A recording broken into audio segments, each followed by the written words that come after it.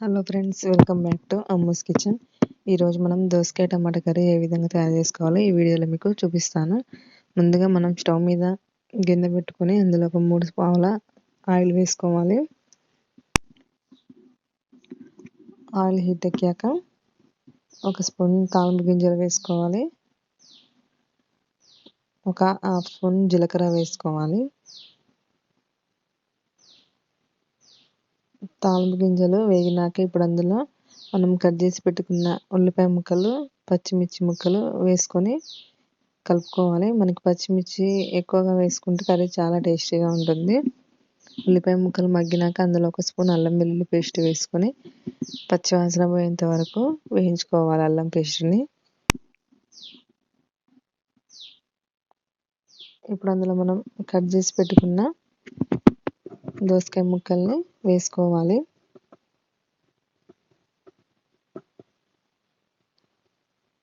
ఒకసారి కలుపుకొని మూత పెట్టుకుందాం. ఒక 2 మినిట్స్ వరకు దోసకాయ ముక్కలు మగ్గించుకోవాలి. పచ్చివాసన పోయేంత వరకు 2 మినిట్స్ టైం పడుతుంది. 2 మినిట్స్ తర్వాతకి మూత తీసి ఒకసారి కలుపుకుందాం. మనకి దోసకాయ ముక్కలు కూడా మగ్గిపోయాయి. ఇప్పుడు అందులో 1/2 స్పూన్ పసుపు వేసుకోవాలి.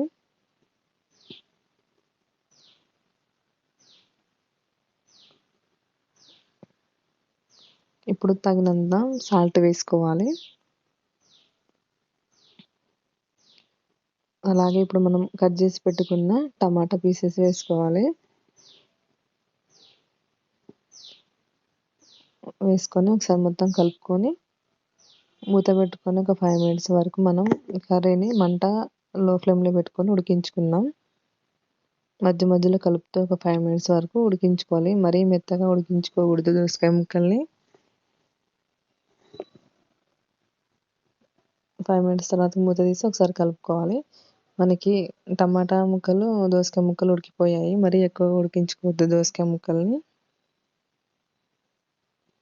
కొంచెం గట్టిగానే ఉండాలి ముక్కలు. మనకి అందులో సాల్ట్ వేసాం కాబట్టి అందులో వాటర్ వచ్చేస్తుంది.